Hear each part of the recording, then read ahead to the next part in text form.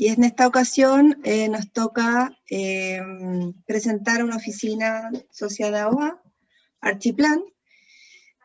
Una oficina que tiene ya 27 años en desarrollo de masterplan, arquitectura inmobiliaria, diseño de campamentos mineros, entre otros desarrollos y proyectos. Y además su trabajo se ha focalizado tanto en Chile como en España y en Estados Unidos. Hoy nos presenta a Ana María Dávila, gerente general de Archiplan, e Ignacio Hernández, el presidente de Archiplan. Así que les doy la bienvenida a ambos y nada, pues muchas gracias por venir y adelante. ¿Me toca entonces hacer el interpreto, Lucía? Así es. Ya. Bueno, voy a compartir una presentación.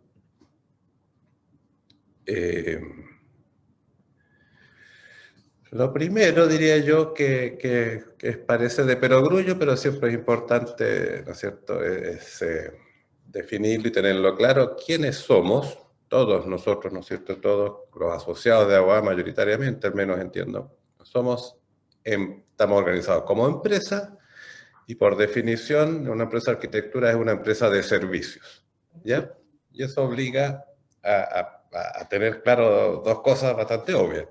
Que las empresas se estructuran como empresas, funcionan como empresas, y mientras más claro esté eso, mejor estructurado y mejor organizado, eso va a ser, va a potenciar, va a facilitar nuestro funcionamiento.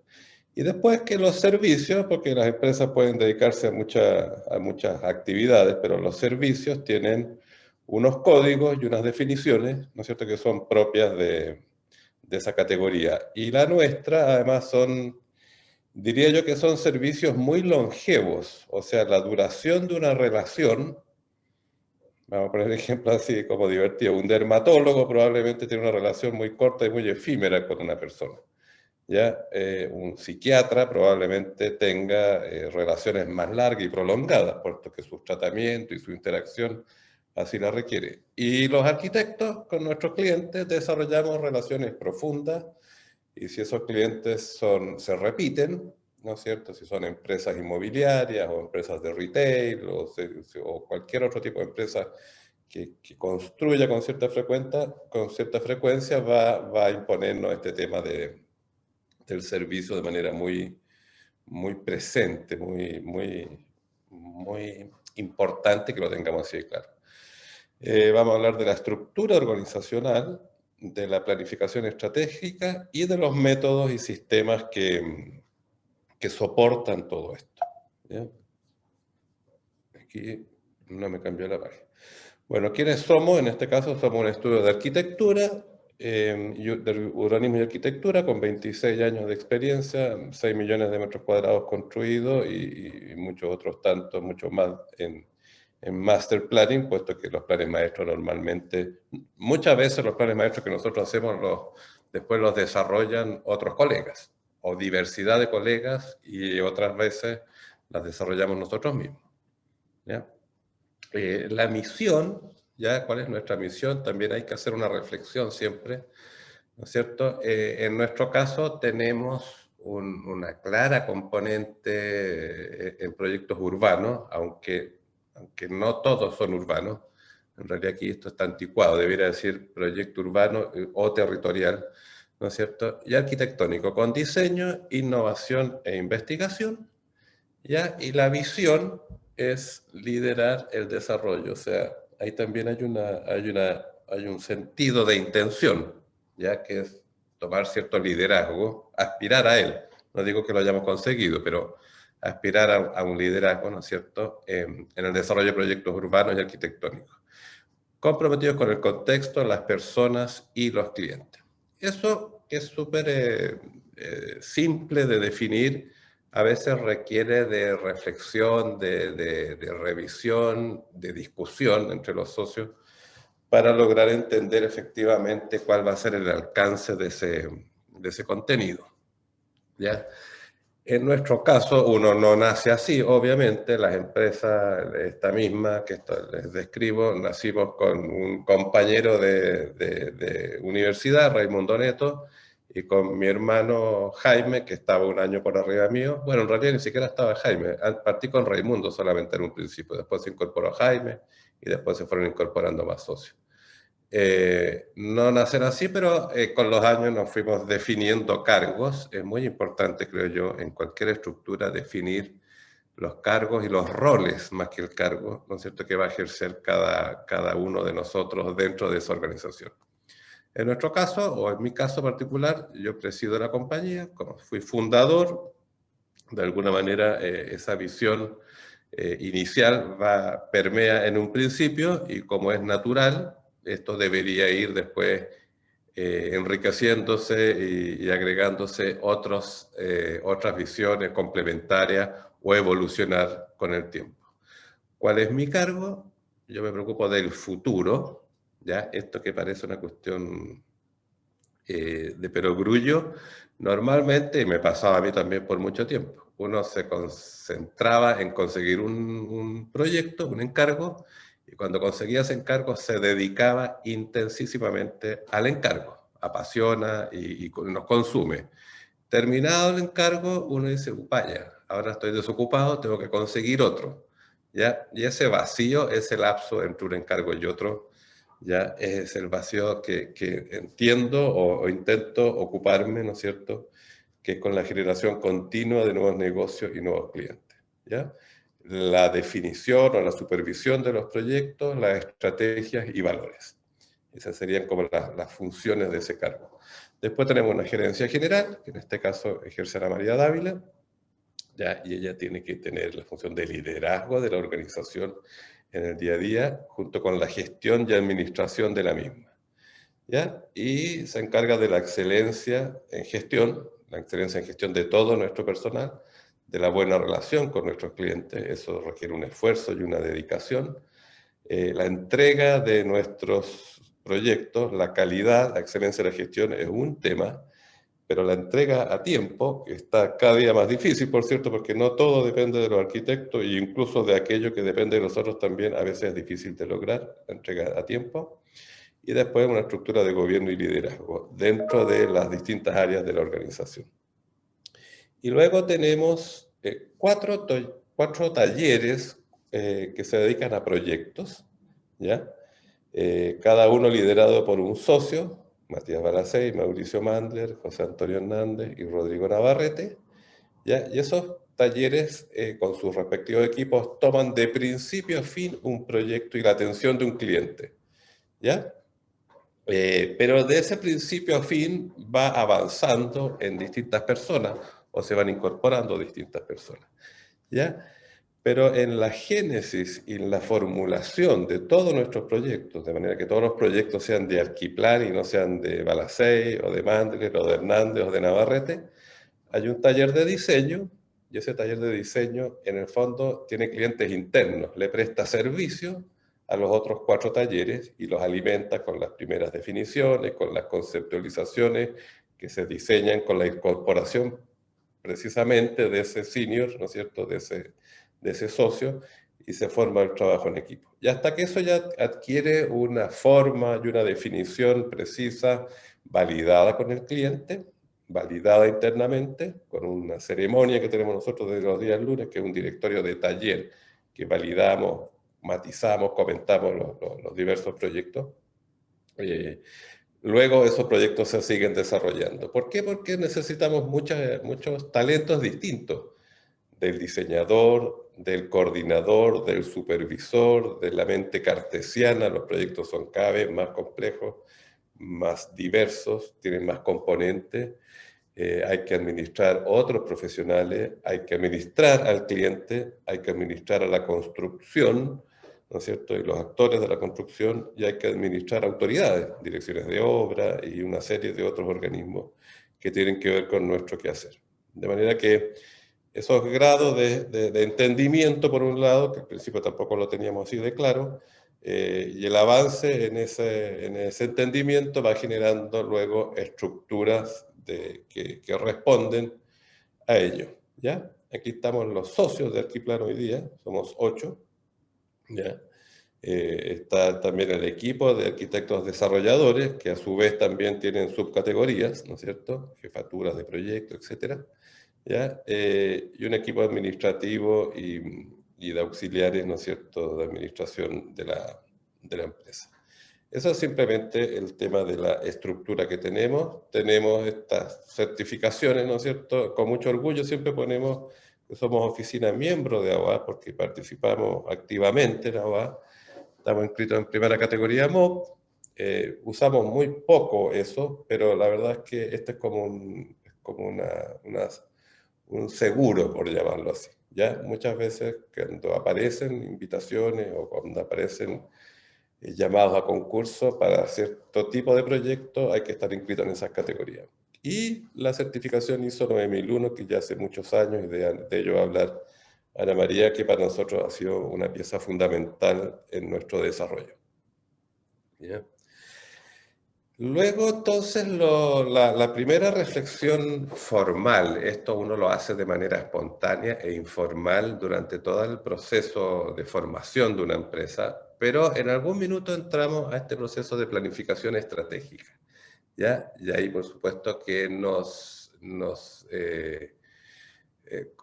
asesoramos de un consultor especialista en esto. Esto también lo hemos hecho incluso en la propia AOA, distintos consultores porque son objetivos distintos, ¿ya? Y esa planificación estratégica entonces supone que hay que definir un plan con metas y objetivos, ¿no es cierto?, de ventas, de resultados y de estrategias de diversificación. Yo les voy a contar simplemente un caso que ya venció, ya caducó, pero ya lo hicimos hace 10 años atrás. Un objetivo era aumentar las ventas, somos empresa, ¿ya? Para ello, teniendo una red de clientes, ¿no es cierto?, existente, decidimos apalancar con esa red de clientes servicios complementarios o nuevos mercados, ¿ya? Puede que tengamos, por ejemplo, clientes que nos demandaban arquitectura, pero no interiorismo, ¿ya? Y le empezamos a ofrecer interiorismo incluido.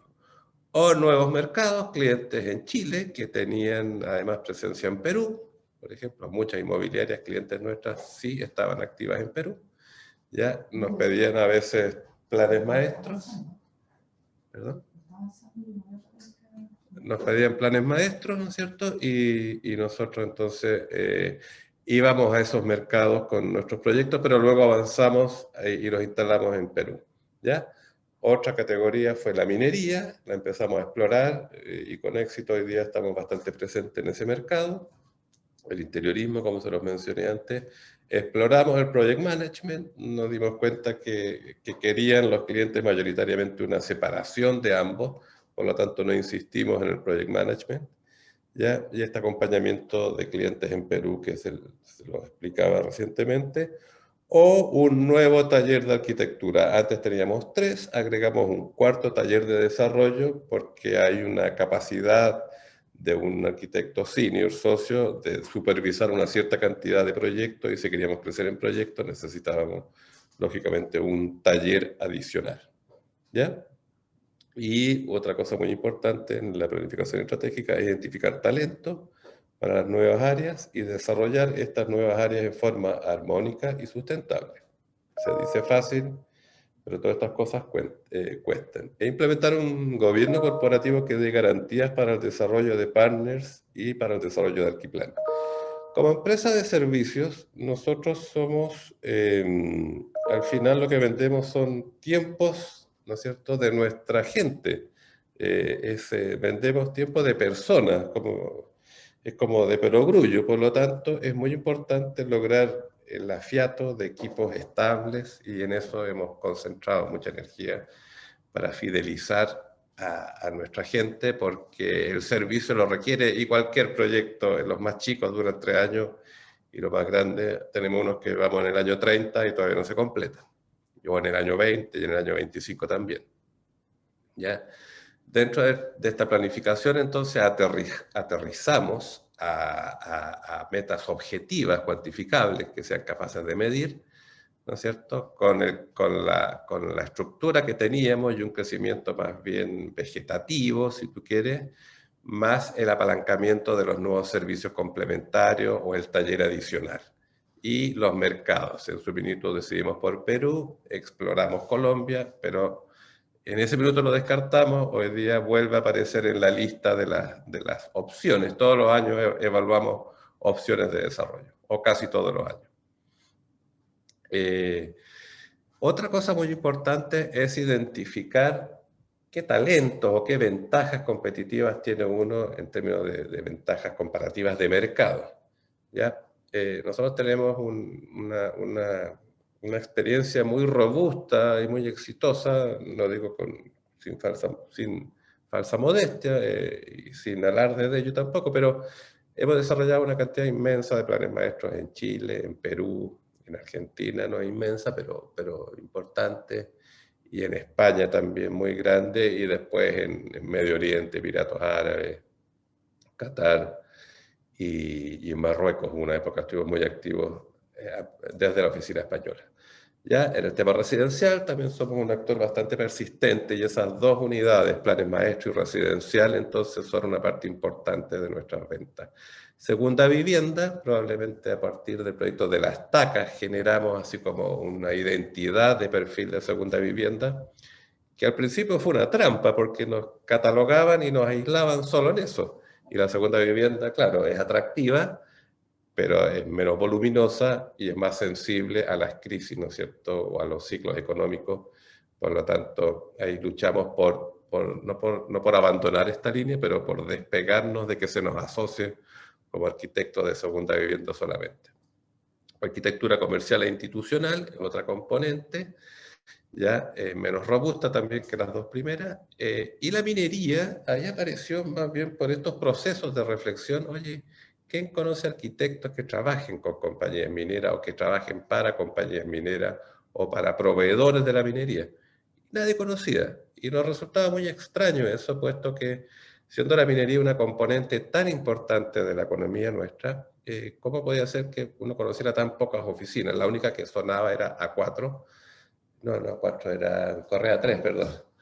Y eso entonces nos hizo investigar, explorar este tema. Cuesta entrar, tiene barreras de entrada altas, ya, pero logramos incorporarnos, y hoy día indistintamente a través de una compañía minera o de un proveedor como Tecnofast o de un consultor como Fluor o como Bechtel o como Cruz y Dávila, hemos podido prestar servicio y seguimos prestando servicio a la minería. Ya exploramos también el interiorismo, como les dije antes. ¿Ya? Entonces, es importante identificar qué talentos tengo o cuáles quisiera desarrollar, porque también hay un tema vocacional aquí. ¿Ya? Y la arquitectura es mucho más diversa que esta.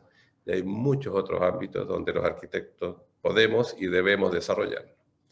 ¿Ya? Acá hay simplemente como una apertura base de la diversidad de planes maestros que hacemos, de territorios que abordamos y de perfiles, que pueden ser primera, segunda vivienda, de alta densidad, de baja densidad, de extensión, etcétera, etcétera. ¿Ya? En el tema residencial ha sido muy robusto. Aquí hay una trampa también que uno cae como arquitecto, que uno poníamos nuestras obras más queridas quizás por nosotros, o las más fotogénicas, ni siquiera diría las más queridas, ¿ya? Que suelen ser las obras más caras. Entonces, de nuevo, se nos perfiló y se nos identificó como una oficina de producto o de proyecto de lujo.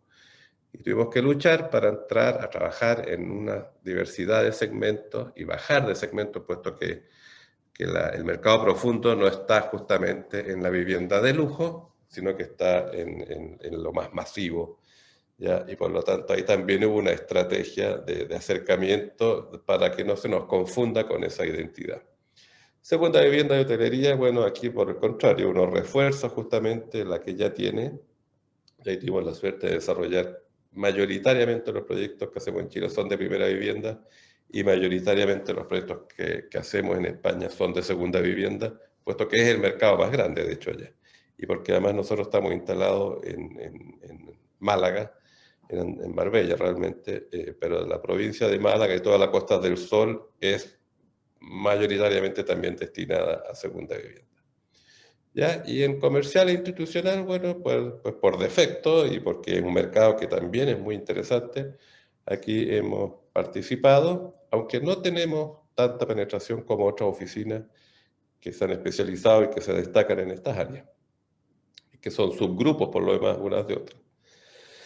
Y aquí en la minería, como les decía, es que hemos tenido, esto ya nace de la planificación estratégica como de la versión 2.0. A ver, ¿qué mercado nos interesan abordar? ¿Qué mercado están menos atendidos o quizás hay menos competencia? Esto era una hipótesis que después validamos, generamos un estudio, cómo nos acercamos a las compañías mineras, porque a vender qué.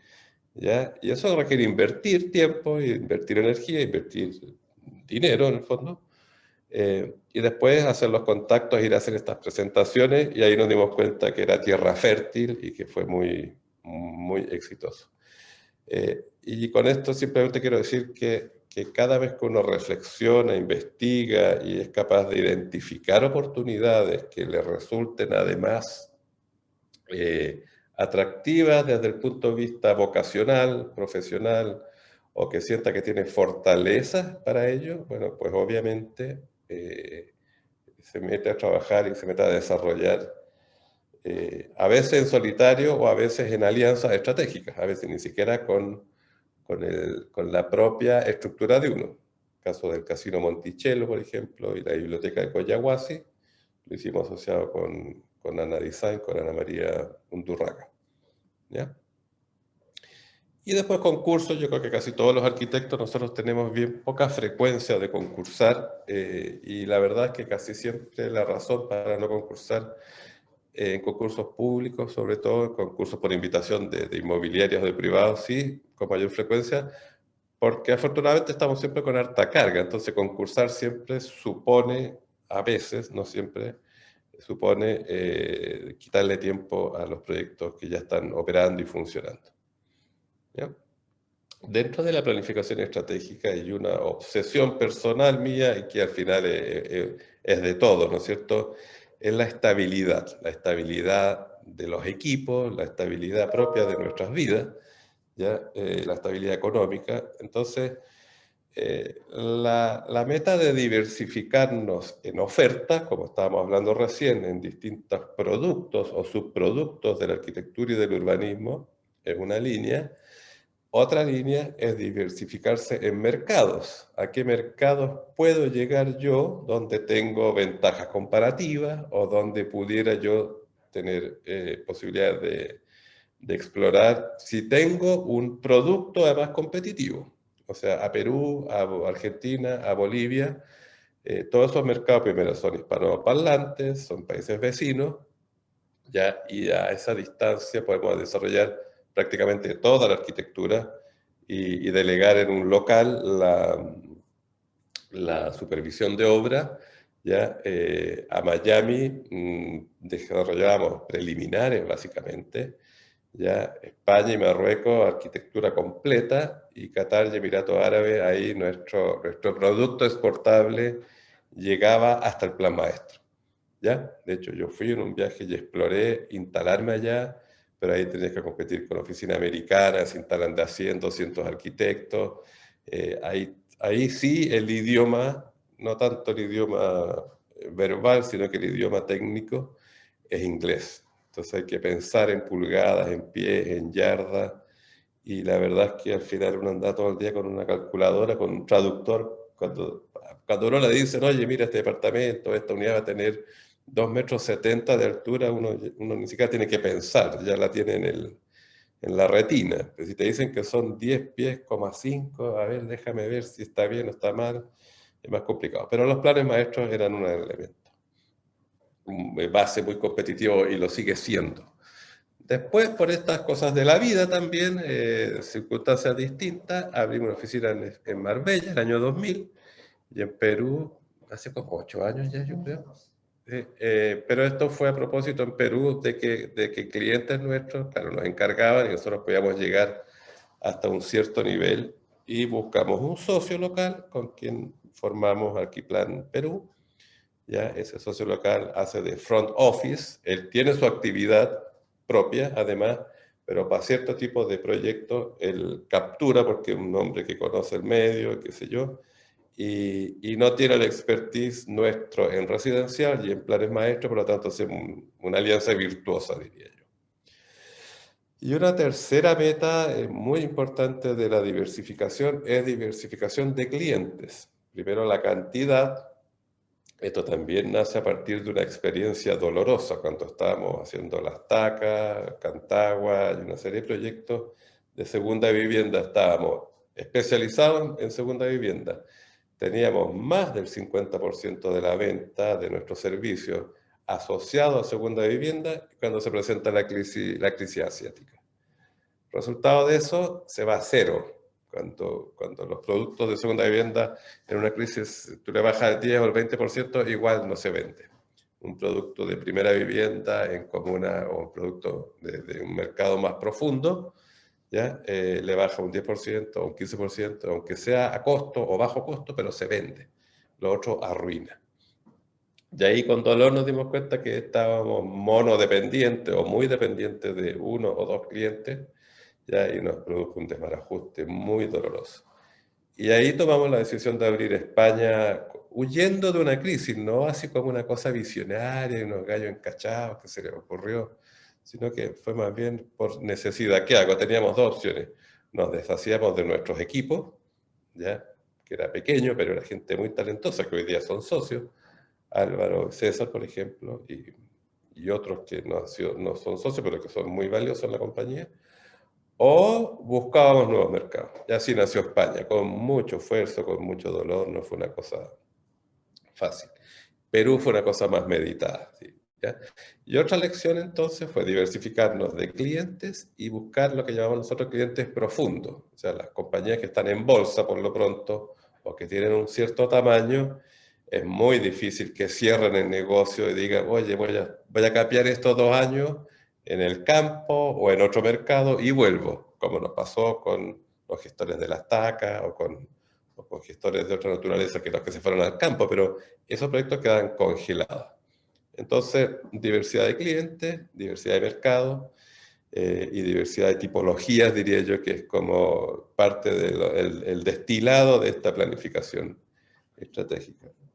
Y la otra parte es la definición de la estrategia de cómo lo organizo yo la empresa, ¿ya? Y aquí exploramos varios métodos, esto va a quedar en el PowerPoint, la estructura igualitaria, la estructura de seniority, que supone que por antigüedad simplemente va participando más de la compañía, Finder, Minder, Grinder, que es el que consigue el cliente, el que lo retiene y el que trabaja en el proyecto de ese cliente.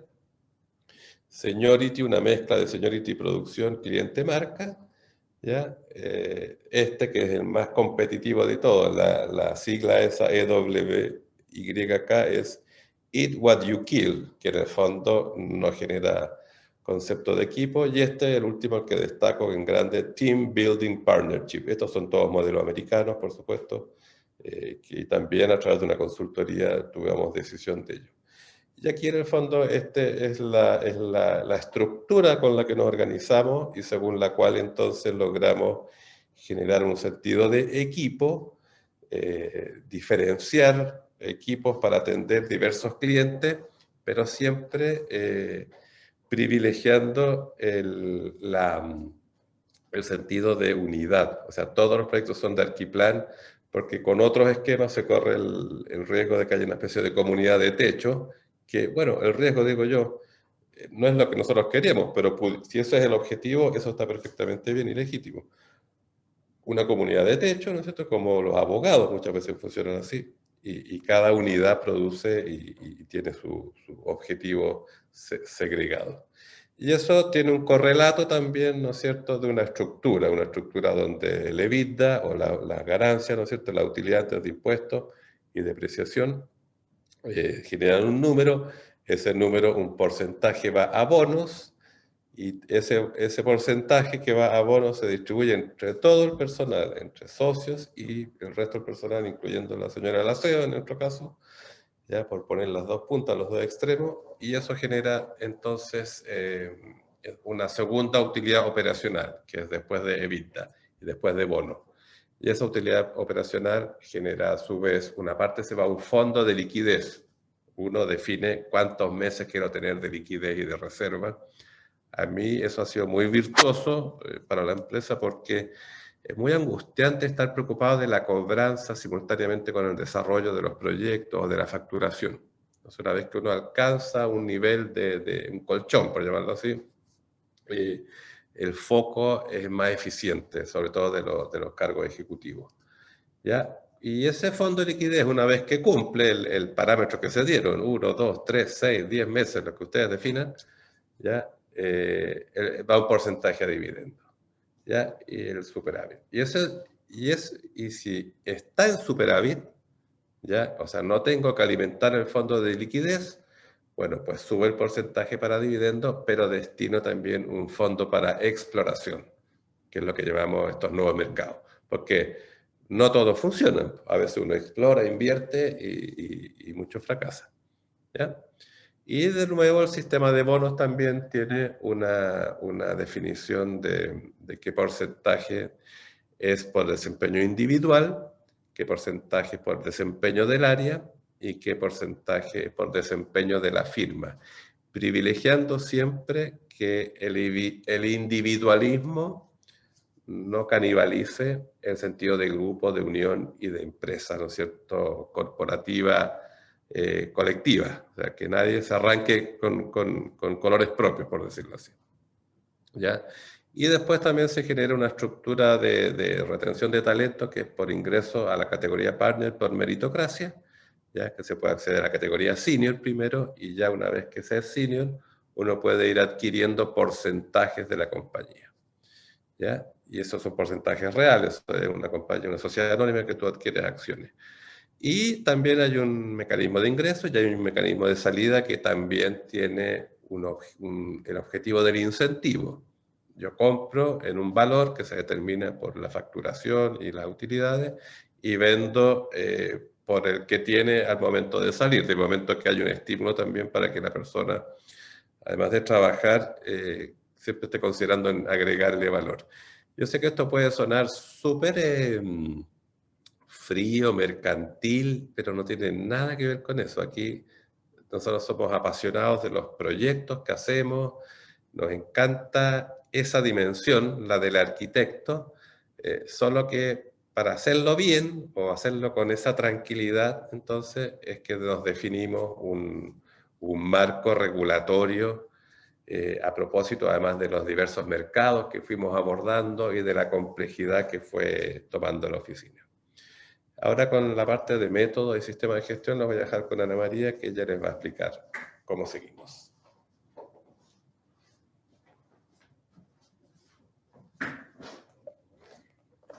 Bueno, hola a todos, me presento. Yo soy Ana María Ávila, soy socia y gerente general de Alquiplan. Llevo 17 años ya en la empresa y voy a presentar esta segunda parte que habla de método y sistema de gestión y operación. Bueno, lo primero es contarle que nosotros estamos metidos en la ISO desde el año 2006, ¿ya? O sea, prácticamente 15 años. Y esto no fue por una exigencia o por una necesidad externa que nos pidieran los clientes o para tomar más proyectos, sino por un desafío y motivación nuestra de ser una mejor oficina, ¿ya? De tener más eficiencia y de tener una mejora continua. Porque los principios de la ISO hablan de eso, de la satisfacción del cliente, de un proceso de estar en una permanente mejora continua, de objetivos en mejorar proceso y de la gestión de calidad. ¿Ya? Y después en una segunda parte vamos a hablar de los softwares de gestión y operación, que el primero se llama Factorial, que es un software de recursos humanos. Después tenemos el People First, que es un tema de clima laboral. FileMaker, que es un tema de control de costos de producción, que ese lo encargamos especialmente a que nos hicieran para nuestra oficina. Transtecnia, que es de administración y finanzas, y el software operacional, que es el Revit.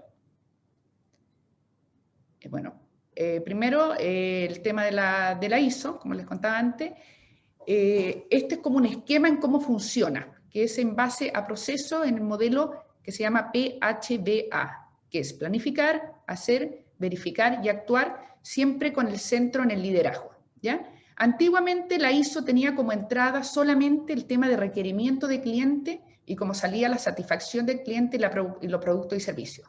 Ahora, como hemos visto que ha cambiado todo, Desde el año 2015 agregaron 2 temas más, que es la organización y su contexto, o sea que tenemos que tomar en cuenta que estamos en medio de un contexto que es importante, y las necesidades y expectativas de las partes interesadas, que son los famosos stakeholders, que lo voy a explicar eso un poco más adelante.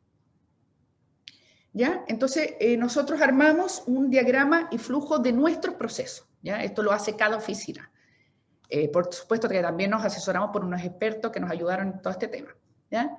Entonces, existen las necesidades del cliente por un lado y al final la satisfacción del cliente. Tenemos 6 procesos que son dados por la ISO, que son obligatorios. ¿Ya? Después tenemos los procesos operativos, que son los del centro, que nosotros los definimos.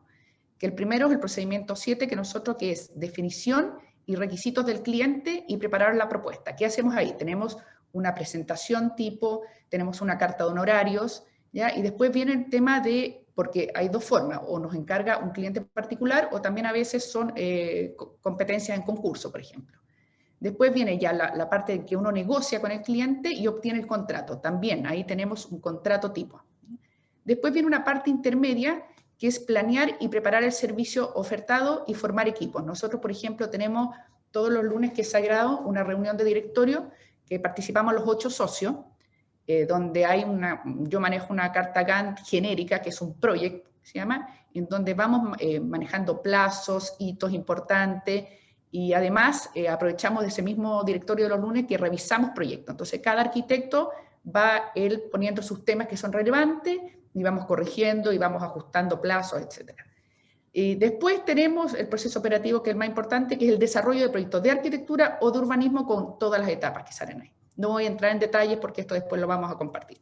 Después viene una serie de procesos de apoyo, que es el proceso de recursos humanos, gestión de compras, sistemas de información y cómo almacenamos y respaldamos todos los proyectos. ¿Ya? Y hay, además, en la parte de arriba, los procesos que son más importantes, que eso es lo que voy a ahondar un poco más, que son los procesos estratégicos. ¿Ya? Tenemos 4 procesos estratégicos.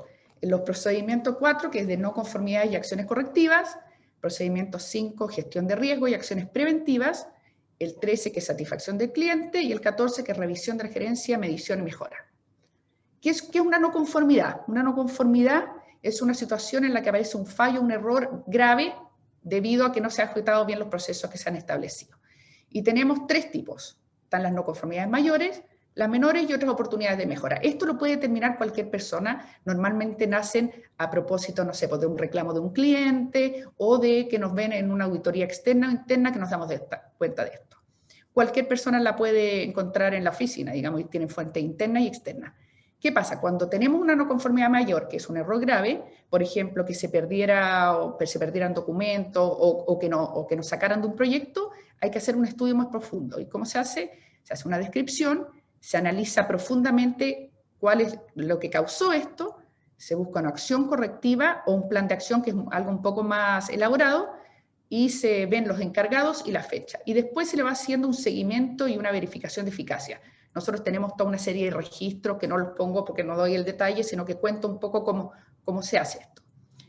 Y en la versión 2015 de la norma empezó a salir esto del tratamiento del riesgo, de gestión de riesgo y acciones preventivas para evitar que salieran estas no conformidades. ¿Ya? Entonces la gracia es evitar estos riesgos o reducirlo y cuando llegan a un estado más normal, aceptarlos y tenerlos claros. ¿Ya? Entonces, cada oficina va definiendo cuáles son sus partes interesadas y cuál es el contexto. Aquí definimos cuáles son los externos y los internos.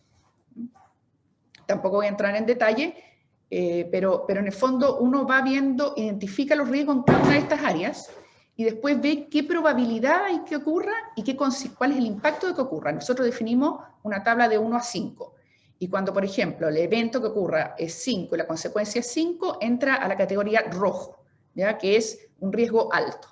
¿Ya? ¿Y qué pasa ahí? Hay que hacer un plan de acción para evitar o disminuir esos riesgos. Y además hay que estarlo monitoreando y evaluando su eficacia. ¿Ya?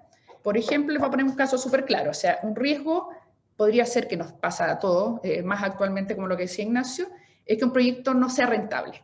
¿Ya? Entonces, ¿cuáles son las causas de esto? Uno se puede haber equivocado en la tarifa o en los honorarios, pero también puede ser que el mandante sea un mandante que no sepa bien lo que quiere, o lo que está pasando muchísimo ahora, que las municipalidades se atrasan, o que uno no le, por decirlo, apunta la primera vez y tiene que rehacer el proyecto porque salieron los costos mucho más altos, ¿ya? Entonces, eso es como un ejemplo de casos que nos pasan a muchos, ¿ya? Aquí está cómo es nuestra matriz, entonces van apareciendo estos puntitos rojos, y uno va a bajar, la idea es no tener ningún punto rojo, entonces con las acciones que uno va haciendo, ir bajando esos riesgos. Y esto uno lo tiene que estar monitoreando permanentemente. Ya después tenemos el tema de la satisfacción del cliente. Nosotros una vez al año le pedimos mandamos una planilla a nuestros clientes en que les pedimos que nos pongan notas de un 1 a un 7, y en estas preguntas: capacidad de diseño y aporte creativo, precisión de la documentación entregada, calidad de la gestión normativa, y en parte de la gestión global, actitud y atención del equipo, facilidad de acceso a la gerencia, cumplimiento de plazo, manejo de conflicto, imagen corporativa y cómo es de probable que nos recomiende los servicios de nuestra compañía. Y aquí también tenemos metas, o sea, nosotros decimos nunca tener un rojo, por supuesto, en ninguna pregunta, y en general no tener ninguna nota bajo 5 como proyecto ni como pregunta. Y esto lo vamos monitoreando también permanentemente. Y cuando pasa eso, uno tiene que tomar acciones. Después tenemos esta otra que es el procedimiento 14, medición y mejora. Tenemos una planilla de objetivos y metas anuales. Entonces, cada oficina va definiendo cuáles son sus ámbitos que quiere evaluar. Nosotros definimos 5: cliente y mandante, personas, preparar el futuro, infraestructura y equipamiento y accionista. Y en cada uno se va poniendo objetivos, cómo mide esos objetivos, y uno pues se pone metas permanentes, y año a año uno puede ir agregando otras metas.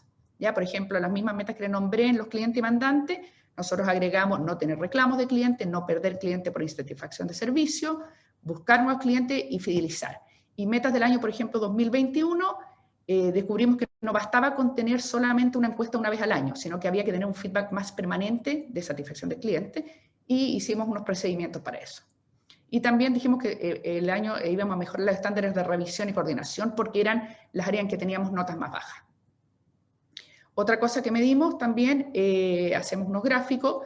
Nosotros nos propusimos no tener ningún cliente con más de un 20%, ¿ya? Entonces estamos siempre monitoreando, y no se trata que le vamos a decir al cliente no te acepto este otro proyecto, pero sí que uno tiene que tener hartos clientes para que no pase lo que explicó Ignacio. Entonces, después también vemos esto de los gráficos con las ventas, los gastos y el margen, y nuestra meta en este caso es crecer más que el promedio de la industria.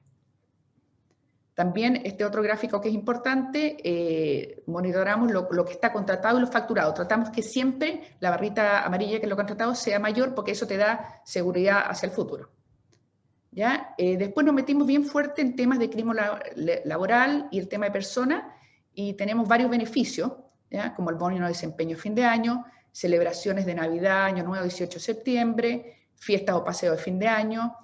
El año pasado contratamos un seguro complementario de salud. Tenemos cierta flexibilidad horaria, interferiado semestral, aguinaldos, capacitaciones, mucha participación gremial, como dice Ignacio, y los viajes a OA.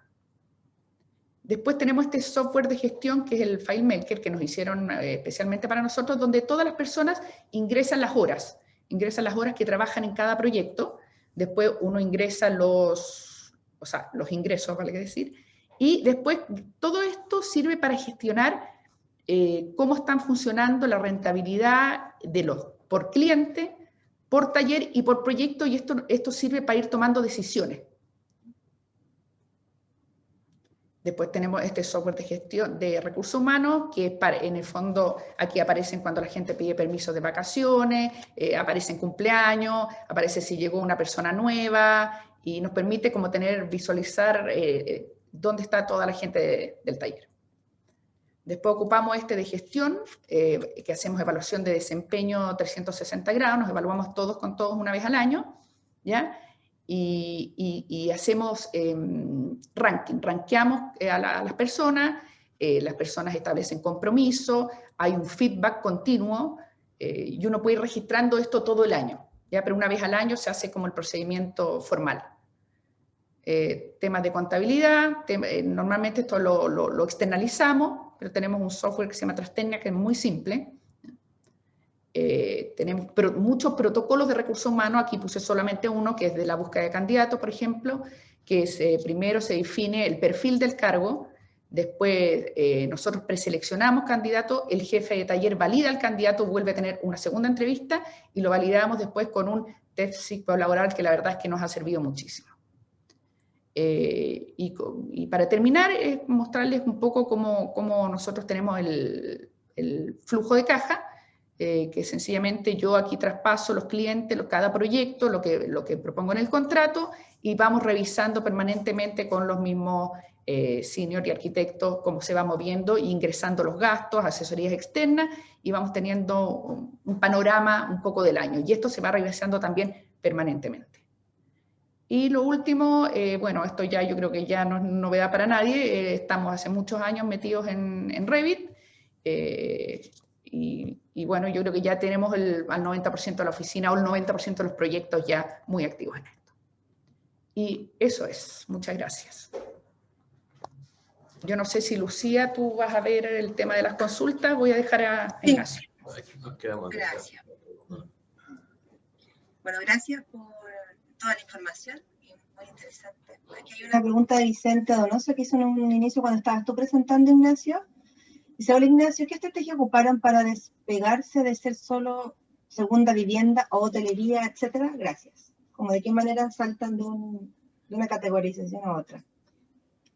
Primero, uno se encasilla, o más que se encasilla, se va reforzando o especializando en aquello donde más te contactan, ¿ya? Y uno tiene que luchar, por decirlo de alguna manera, o concentrarse en no caer en esa trampa. O sea, si alguien me pide un nuevo proyecto de segunda vivienda y un tercero y un cuarto y un quinto, por supuesto que eso hay que atenderlo y desarrollarlo, ¿ya? El desafío es justamente generar para cada tipo de proyecto, la metodología es la misma. Genero una estrategia, identifico cuáles son los requerimientos para ese perfil, identifico si mi cliente, por ejemplo, tiene alguna fortaleza o se dedica también a eso mismo.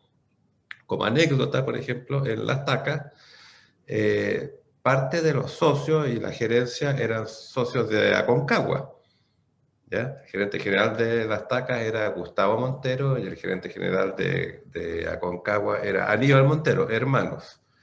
Raúl Quemada era uno de los socios de Aconcagua y era el presidente de Inmobiliaria Las Tacas. Y nosotros quedamos inmediatamente con ellos encasillados en segunda vivienda, en arquitectos caros y españolizados. ¿Te fijas? Era un estereotipo que a nosotros nos da mucha lata o frustración, porque ellos más o menos hacían en esa época, te estoy hablando de los años 90, 1000 casas al año, en producto económico, y al final entonces entendimos cuál era el negocio de ellos, identificamos cómo trabajaban, hicimos una propuesta de acercamiento, ¿ya? Coincidimos con que ellos a su vez, que no estaban trabajando en el ABC1, ya tenían la posibilidad de explorar un terreno grande y asociarse, cosa que ocurrió, y seguimos trabajando 20 años más tarde, allá arriba todavía, en San Carlos de Apoquindo, con el Club Deportivo Universidad Católica. Y entramos por el plan maestro, desarrollamos esas viviendas que a ellos les parecía que era más de nuestro perfil, porque suponían que trabajábamos solamente en ese segmento, pero a partir de ahí fuimos profundizando y avanzando a casi todo Chile, en territorios y en proyectos de diversa naturaleza. Y después se va produciendo esto virtuoso, porque si tú haces bien un trabajo, primero te especializas en ese cliente, o te diversificas más que especializarte en ese cliente. Y eso te da el currículum para ir a ver al que sigue, y al que sigue, y al que sigue. ¿Ya? A FG, el que tú digas, te fijas, a los que se dedican a la vivienda en extensión, ¿ya? Y lo mismo para la vivienda vertical, o sea, en la medida que tú trates bien un proyecto, es que este diría yo que es la base, la documentes, es importante documentar nuestros trabajos, pero documentarlo hay que documentarlo para postular a la revista AOA, pero hay que documentarlo de una manera distinta si tú quieres ir a presentarte con Pérez Lloma a ofrecer tus servicios para un proyecto, no sé, en Osorno, ¿ya? O en Los Ángeles, en mercados donde uno no está. Y ahí de nuevo uno vuelve a la fortaleza. Nosotros entrábamos siempre por el plan maestro, nos dimos cuenta que para vivienda más económica, que fue lo mismo que hicimos para la minería, si tú sabes hacer planes maestros para segunda vivienda y ya después aprendes a hacerlos para primera vivienda, porque es como el proceso de diseño, la metodología es la misma, avanza a minería y avanza a primera vivienda y avanza sobre otros mercados porque fuimos exitosos en todo ello, porque la metodología, insisto, es la misma. No sé si contesté algo a la pregunta.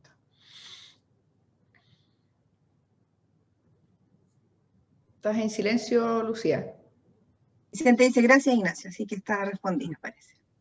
Estaba tratando de leer labios, por eso que no entendía lo que me decía. Cristóbal Correa quería hacer una pregunta. Yo le habilité el micrófono, no sé si Sí, prefiere eso o prefiere acá escribir. estoy. Hola. No, listo, quiero hacer la pregunta directa. Mira, yo en primer lugar los felicito, encuentro que tienen una estructura súper clara y da gusto ver oficinas tan profesionalizadas y uno entiende cómo pueden ir abarcando cada vez más trabajo, ¿cierto? Porque todo viene de una estructura súper clara, que obviamente se ha ido forjando en el tiempo y yo se lo agradezco compartirla porque siempre, uno siempre tiene esas dudas, cómo poder hacerlo para crecer de manera organizada, sin perder atención en los proyectos, sin perder atención en los clientes, en los detalles, en todo lo que conlleva, ¿cierto?, el desarrollo de la profesión. Pero me queda una duda que yo creo que tú me la puedes responder, Ignacio, y que tiene que ver con que tú en tu primera diapositiva dijiste que tú estabas un poco dedicado a la visión de futura y a conseguir nuevos clientes, ¿cierto? Y en el fondo esta estabilidad que todos los que tenemos oficina nos gustaría y buscamos, ¿cierto? A través de la calidad de nuestros proyectos para poder tener nuevos clientes. También es cierto que uno como dueño de oficina siempre se dedica con mucha pasión, y tú mismo lo dijiste, a trabajar en los proyectos, lo que después te genera un vacío, y tú dices, chuta, ¿y ahora cómo lo hago? Le dediqué todos los últimos 3 meses a diseñar este proyecto. Entonces, eso de alguna manera pone sobre tus hombros, como dueño de la oficina, toda la carga de tener la obligación de traer trabajo, ¿cierto? De lo contrario, toda esa estabilidad que tú hablas y que has ido logrando, se empieza a desmoronar si tú fallas. Entonces mi pregunta es, si tú tienes alguna estructura de motivación a los socios para que ellos también te ayuden a traer proyectos y no sea solo tu responsabilidad. Porque ahí creo, o por lo menos la experiencia mía y la que yo he logrado ver, es como ese es el eslabón más débil. Uno puede tener un equipo muy talentoso, muy sólido, pero si no es uno el que trae proyectos, eso finalmente se demora. Entonces, ¿cómo lo tienes tú estructurado dentro de tu empresa? Mira, lo que pasa es que, como se explicaba en el organigrama, yo soy quien le dedico parte de mi tiempo a visualizar el futuro, a buscar nuevos mercados, o hacer las exploraciones, dar los primeros pasos, a envisionarlas compartiendo siempre con los socios. Pero eso no significa que toda la venta recaiga en mis hombros, porque yo te explicar qué es lo que sucede, y esto es lo virtuoso, ¿ya? Cuando yo tengo un cliente, ya voy a decir Manquehue, ¿ya? Y Manquehue me encarga primero un proyecto en Colina, serán 1.800 casas, ¿ya? Le gusta el servicio, entonces después me pide otro proyecto en Machalí, y después una segunda etapa de Colina, y una segunda etapa de Machalí, y después aparece por ahí un terreno en Padre Hurtado, otro en Chicureo. Eso mismo nos pasó con Aconcagua, y con Aconcagua terminamos construyendo en varias ciudades de Chile, y nos pasa con PI, y nos pasa con FG, y nos pasa con Ecomac, y te pasa con otros. La relación con esos clientes ya empieza a recaer en el senior, a cargo. Entonces, Matías Balacey, con ese cliente, cuando ese cliente se fideliza, le gusta, o sea, nuestro propósito, si yo soy capaz de tratar bien a un cliente. Los clientes más complejos, especialmente los más grandes, ya requieren de velocidades muy altas. Entonces, si me llega un segundo o un tercer proyecto que desestabilice mi equipo, ya como ya tengo 4, empiezo a repartir. ¿Ya? Pero cuando tengo un cliente satisfecho, ese repite por lo virtuoso de la experiencia. No, ya ni me llaman. Oye, Matías, o oye, José Antonio, o oye, Rodrigo, o oye, Mauricio. Ya estamos viendo otro terreno acá, hazme una cabida. Y ya ni me preguntan. Ya tenemos estructuras de costos, de tarifas, asociados a costos, a complejidades de proyectos, con estos clientes que son así muy veloces para tomar decisiones, que no tenemos ni que negociar el honorario. Es una cosa que es bien importante. ¿Ah? Uno cree que todos los contratos son buenos, y no todos los contratos son buenos. ¿Ya? Entonces, negociar honorarios, tener estructuras claras, no da lo mismo un proyecto que se vende a 60 UF el metro cuadrado que uno se vende a 120. Son complejidades distintas, los tamaños importan.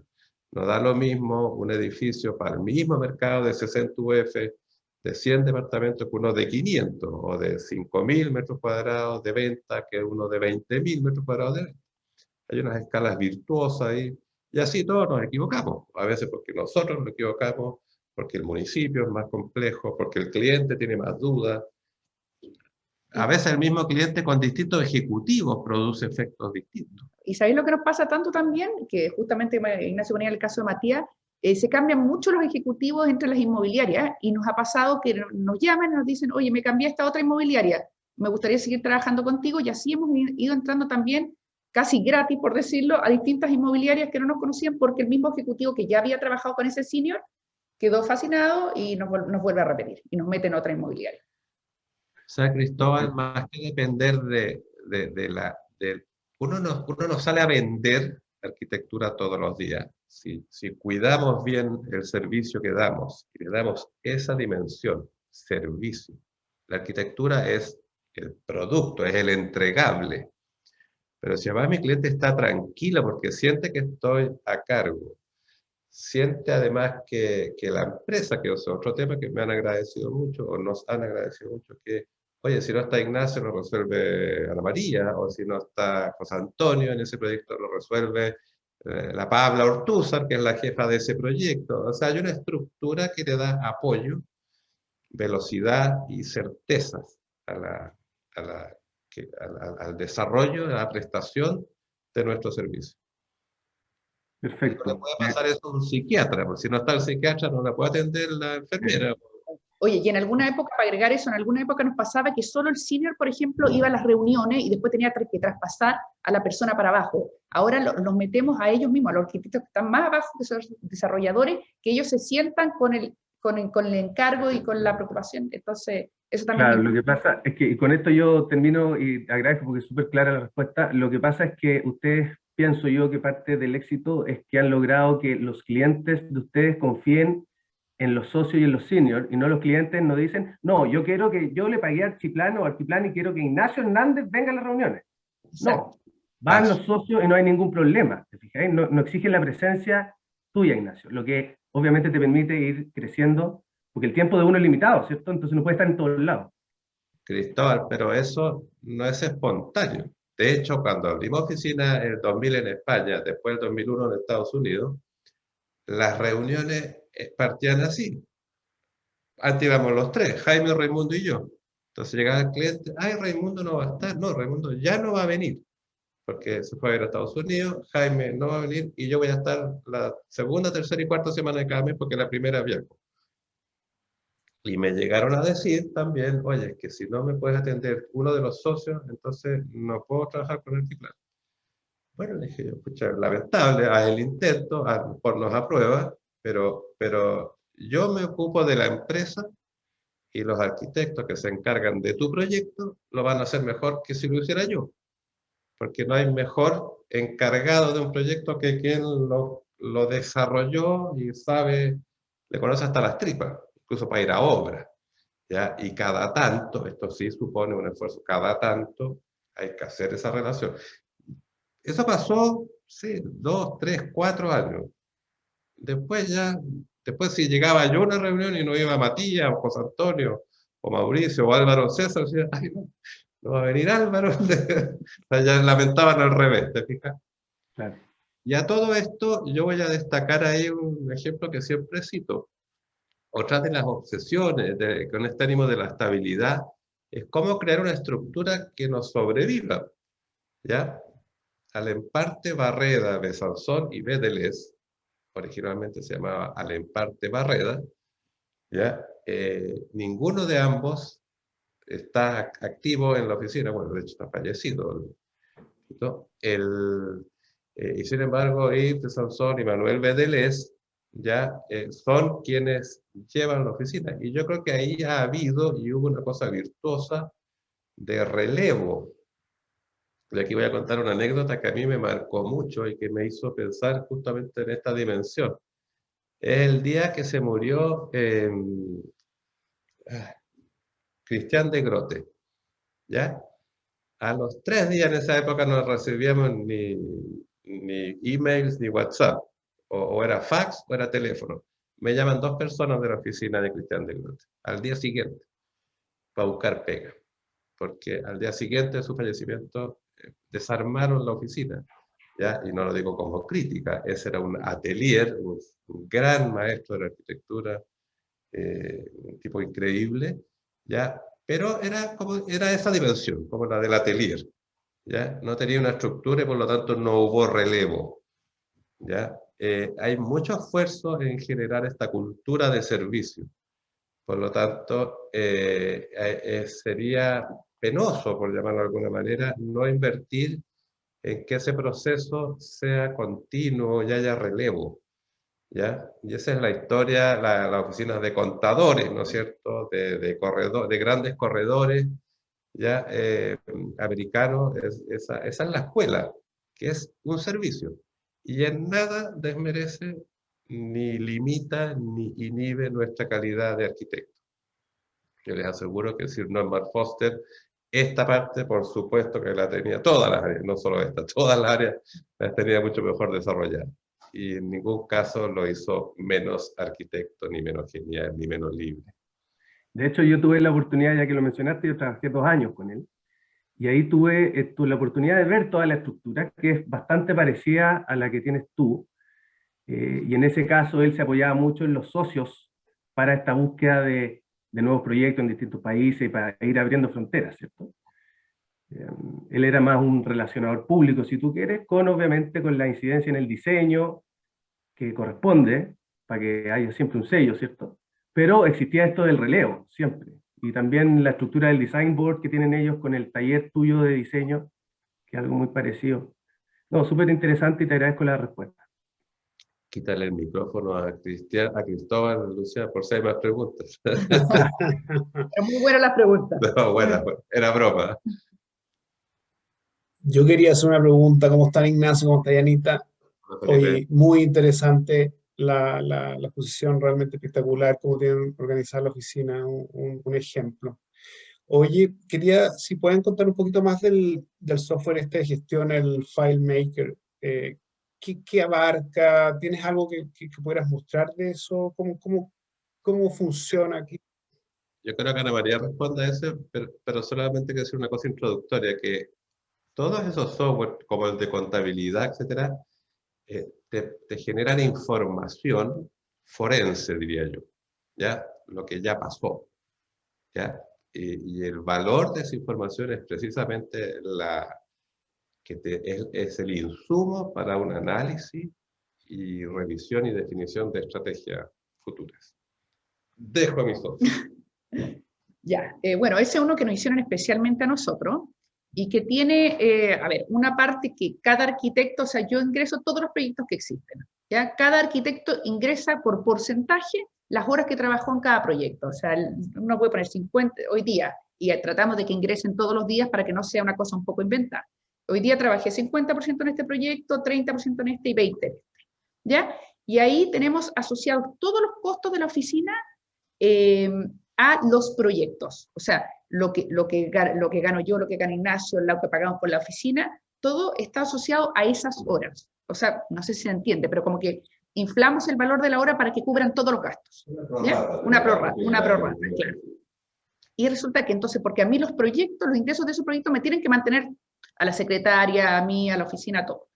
Y por otro lado, yo, que soy la que veo los flujos, voy ingresando los ingresos, ¿ya? Y entonces me va dando los resultados por proyecto al día. Yo le puedo poner, ya, este proyecto, ¿cómo va? Entonces me dice cuáles proyectos, y me los pone en orden, están con saldo positivo y con saldo negativo. Y yo ahí voy tomando decisiones. Hay veces que yo, por ejemplo, veo, chuta, aquí este proyecto vamos súper mal, pero digo, bueno, pero es que como veo mi flujo, digo, el próximo mes me entra el proyecto de ejecución, que es un 30%, por ejemplo. Y ahí voy tomando decisiones y digo de repente, oye, este proyecto va a negativo y va a negativo hasta el final. ¿Qué hacemos? Lo planteamos a tiempo. Oye, ¿qué ha pasado? Y hacemos una investigación. Resulta que ya este proyecto terminamos de cobrar las cuotas de supervisión hace 4 meses y llevamos viniendo gratis, entonces podemos plantearle cosas al cliente, ha sufrido muchos cambios, ahí entran las órdenes de cambio, como te decía, estas por HH que normalmente planteamos, siempre como a consideración, decimos, oye, esto cambió, no fue culpa nuestra, y así vamos como monitoreando, pero claro, es como pasado. Pero y al final yo saco un resumen y digo, chuta, por ejemplo, este taller, como proyecto una cosa, pero de repente digo, ya, este cliente tengo un proyecto que voy para atrás y 3 que van bien, o sea, como cliente me funciona igual, y pues, y veo por taller también, oye, este taller algo está pasando porque no está siendo rentable, y voy ahí tomando decisiones. ¿No? No sé si te contesté la pregunta, Felipe. Sí, perfecto. Ana María, hay una pregunta de Valerie Hawkins que dice, hola, interesante presentación. Una pregunta práctica. ¿Cuántos proyectos abarca en promedio cada senior? Deben ser unos 15 más o menos. ¿Abarca cada senior? Es que, a ver, lo que pasa es que tenemos varios proyectos que son por etapas. Nosotros tratamos que los arquitectos desarrolladores, que son los que van debajo de los seniors, tengan en general un proyecto más una obra. ¿Ya? Y como cada arquitecto debe tener 5 o 6 personas abajo, deben ser un total de unos 15 proyectos en distintas etapas, más o menos. O entre 10 y 15. Pero tampoco hay un número mágico. Hay proyectos a veces que son, o 3 proyectos complejos, que son capaces de canibalizar o consumir la totalidad o medio tiempo de un taller. Y hay otros proyectos que son, por ejemplo, los proyectos de vivienda en extensión.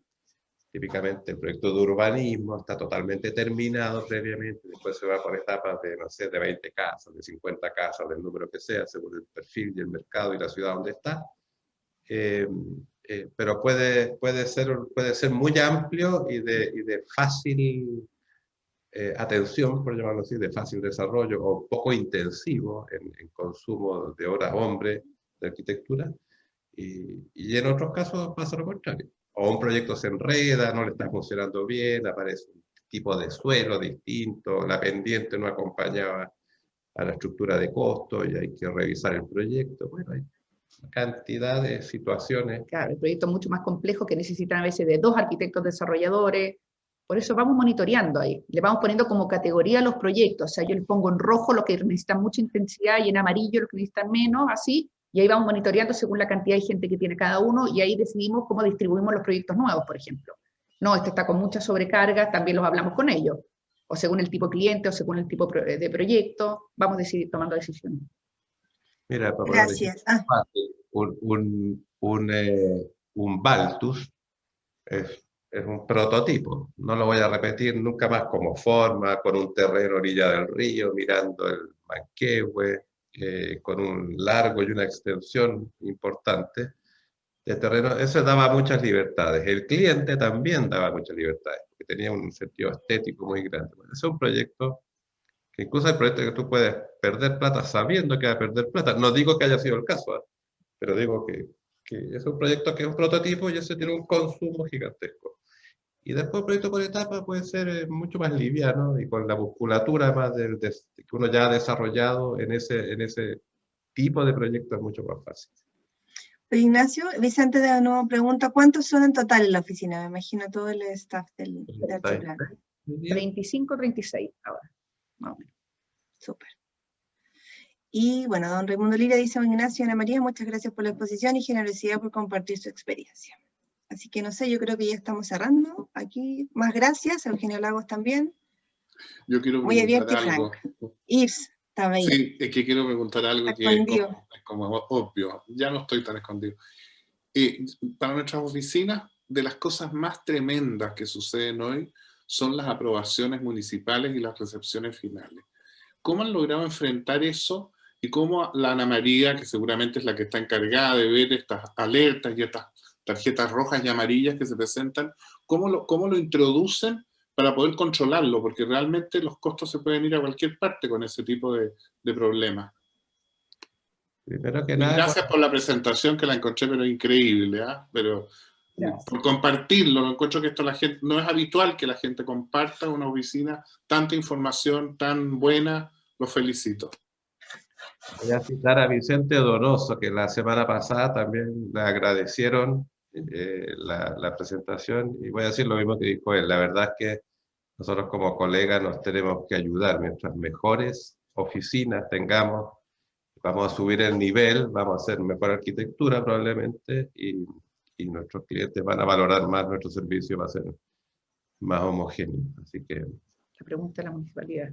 Mira, la verdad es que Ana María ha solucionado eso con ansiolíticos, ¿ya? Y con Para todos. Y con antidepresivos. Rice. Yo lo quiero resolver con fusiles. No, lo que pasa es que mira, ahí en este proceso de identificación de riesgos, claro, si yo cobro una parte típicamente en la industria inmobiliaria, distintos en otros productos, uno cobra una parte con el anteproyecto aprobado, una parte con el permiso de edificación, supervisión de obra, recepción final. ¿Ya? Y uno puede ir estudiando y reconociendo que esto va a ocurrir, que esto, incluso ya sé que en algunas comunas me van a torturar mucho más que en otras, ya casi siempre, o sea, no casi siempre, siempre recomendamos con mucha fuerza un revisor independiente asociado a la tramitación.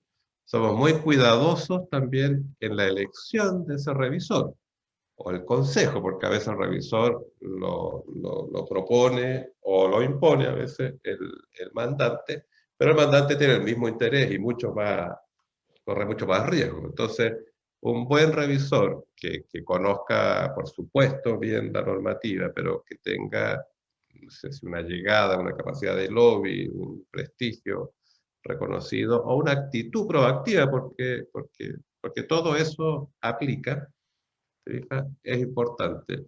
Y después, otra cosa que hacemos también, y eso hace rato ya, somos extremadamente conservadores cuando el cliente nos pide audacias en las interpretaciones, o esto, nosotros decimos, mira, realmente lo desaconsejamos, pero rotundamente, o enérgicamente, ¿ya? Y hacemos ver los riesgos que se corren, incluso después de un permiso de edificación aprobado, ¿ya? Que tener el permiso hoy día tampoco basta, tiene que ser un permiso sólido, tiene que ser un permiso válido y defendible, porque hoy día, y así todo, injustamente muchas veces permisos se atacan muy injustamente, pero de nuevo también hay que tener ahí una mirada un poco sociológica, ¿ya? A ti, te imagino, Sí. por el tamaño de proyectos que haces. No hay que picarse, eso es lo que tú me estás diciendo, no hay que picarse. Hay que ser propositivo en esto, y el ansiolítico es muy fundamental. Hay un vino quinteto que yo creo que tú Sí. has probado también. Ese es lo mejor. Ignacio, Ana María. Y hay otra pregunta de Marcela Puga. A propósito de la rentabilidad de un proyecto para la oficina, ¿cómo enfrentan con el mandante el tema de los cambios por optimizaciones una vez entregado un proyecto?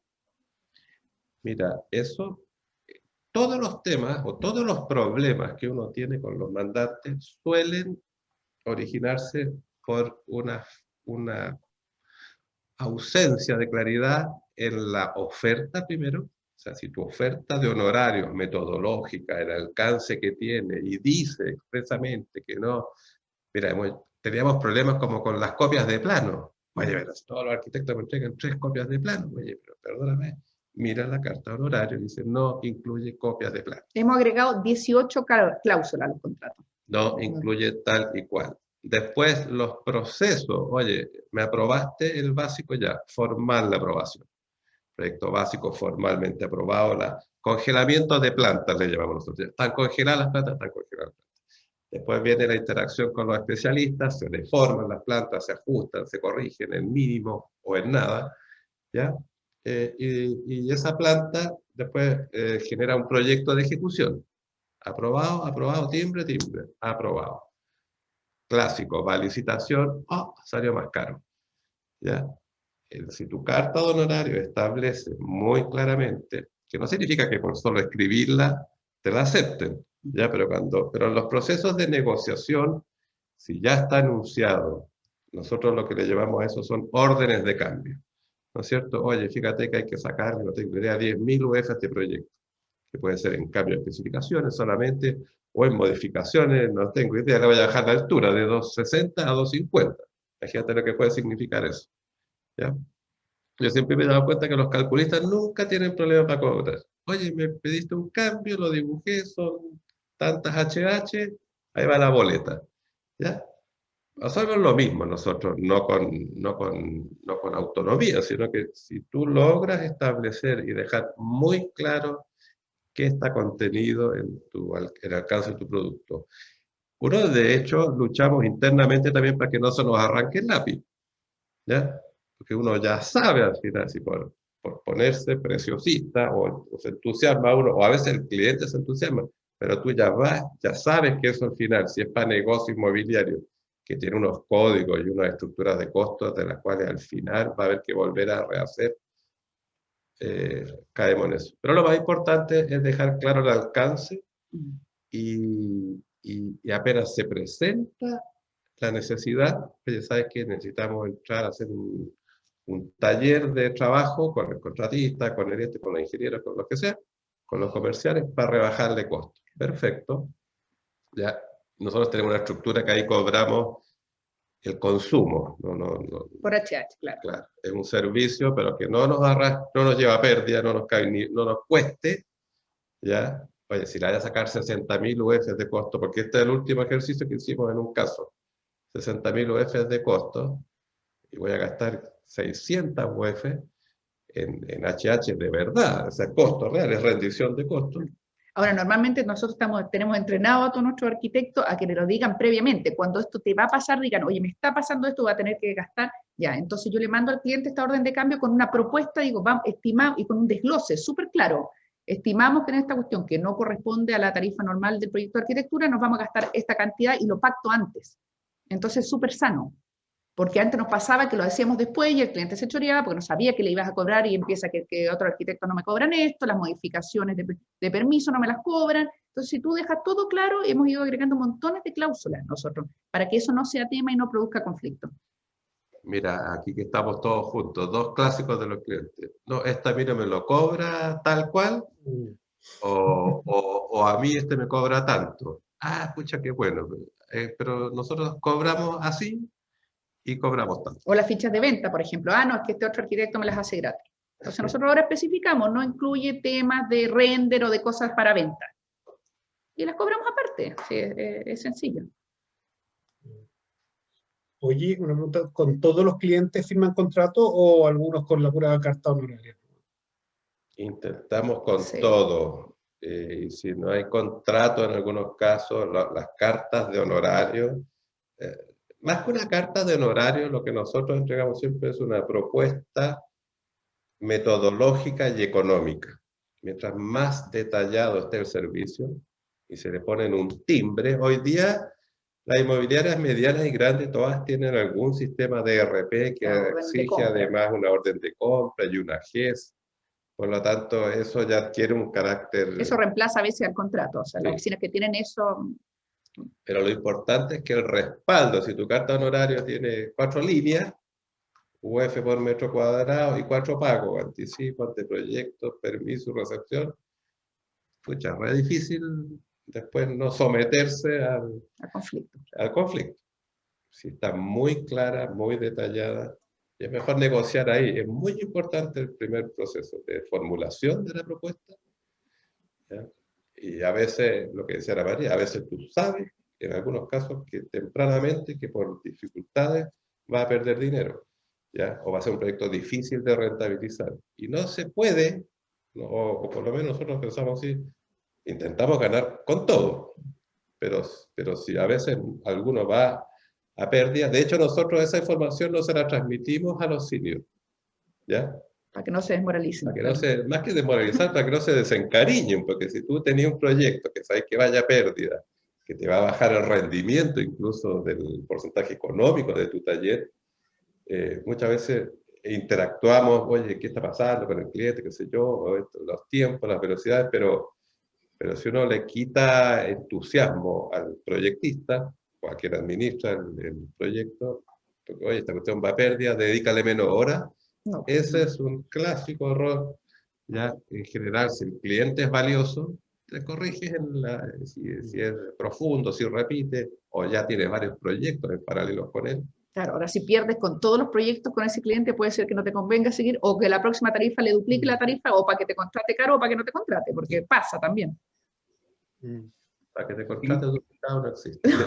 Oye, ¿y el tema honorario tienen un tarifado? ¿Cobran por metro losa, metro municipal? ¿Cómo cobran? ¿Se puede saber? Hay varias modalidades que las inmobiliarias adoptan. Nosotros hemos logrado con casi todos ya llevarlo a UF por metro cuadrado de venta, en el caso de un producto que se vende. Si es un Baltus, si es un hospital, si es una institución, un museo, obviamente no aplica. Lo llevamos a venta porque yo conozco muy bien la estructura de la inmobiliaria, porque también tengo una participación en una. Entonces, la estructura de costo es cuánto vendo yo. Y yo vendo, ¿y cómo vendo? Yo vendo el metro cuadrado, las inmobiliarias venden por metro cuadrado útil de venta. ¿Ya? He logrado convencerlos de que si la tarifa de uno está asociado, que es un insumo, a su costo, es mucho más fácil entenderla y se alinean los intereses.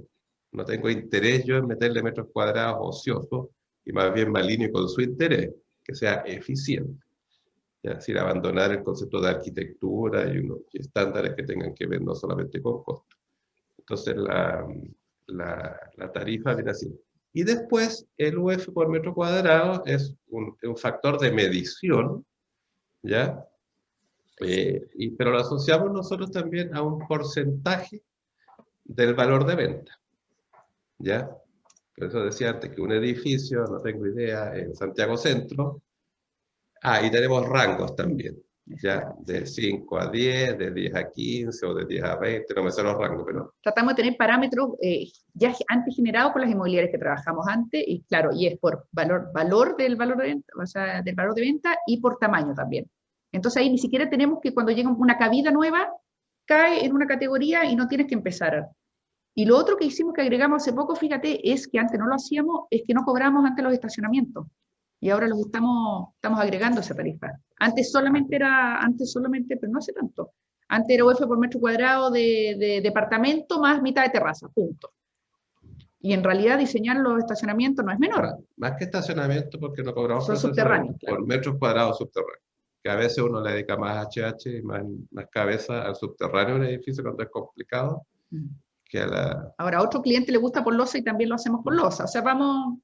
Pero es importante asociarlo al porcentaje de venta, porque Sí. si tu tarifa para un edificio de 10.000 metros cuadrados, para un producto de venta a 60 UF o a 70, ¿ya?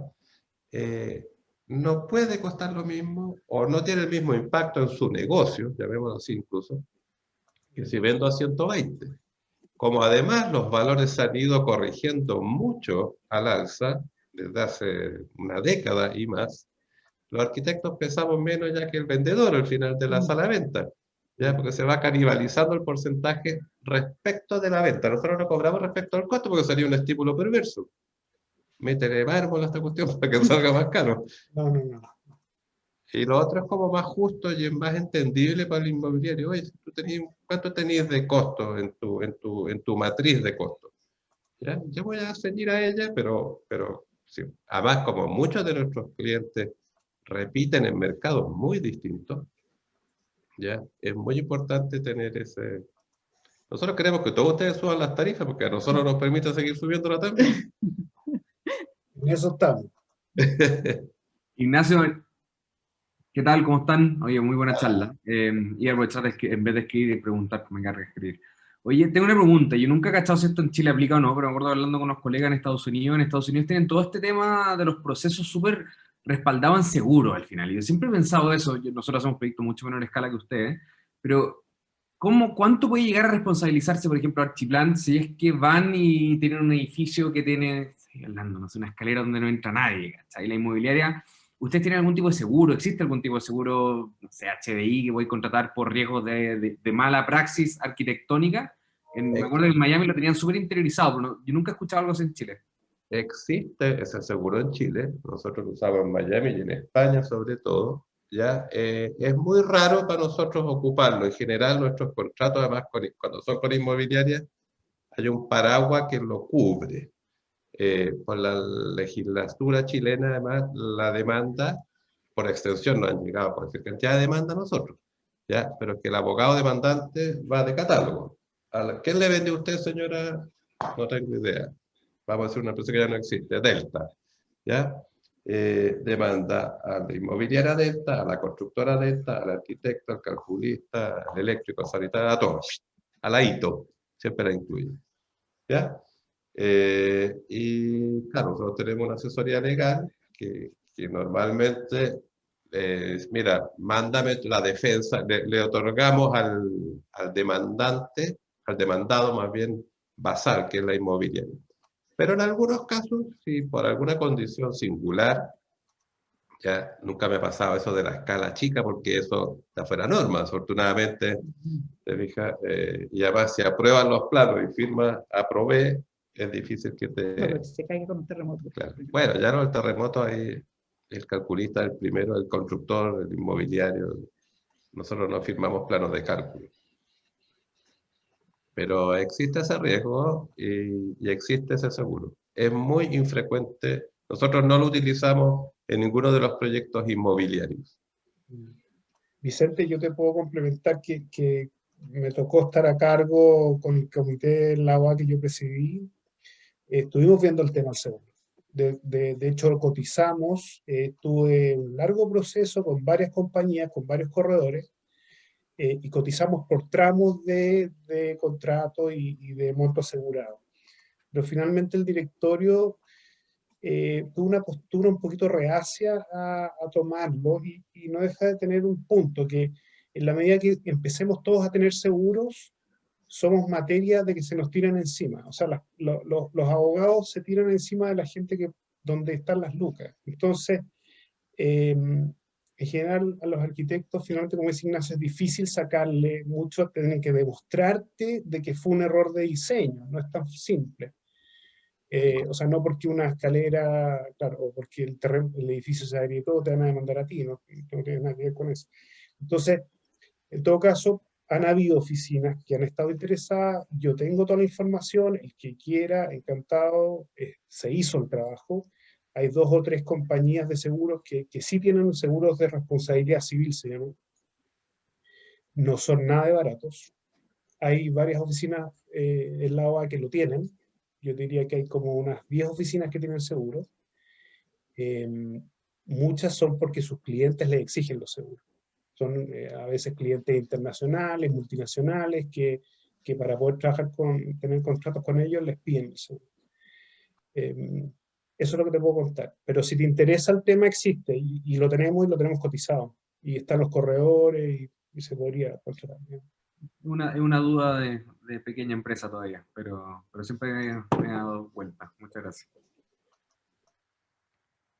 Bueno, yo creo que estamos, ¿o no? Sí, yo creo que estamos. Estamos para despedirnos. Yo les agradezco a ustedes más bien la participación, el interés. Y esta plataforma AOA es para justamente esto, para conocernos mejor, para compartir. Esperamos en nuestra sede volver a reeditar encuentros presenciales. Como yo soy viejo, me siento mucho más cómodo en corporal que electrónico, ya, aunque ya llevo 1 año y medio en esta versión y la oficina de España y Estados Unidos siempre la hemos manejado muy parecido a esto, pero nada como lo presencial y nada como lo gremial. Muchas gracias a todos. Gracias, que estén muy bien, No. se pasaron. Nos vemos el próximo viernes, chao. Vale. Muchas gracias. Excelente la Gracias. presentación.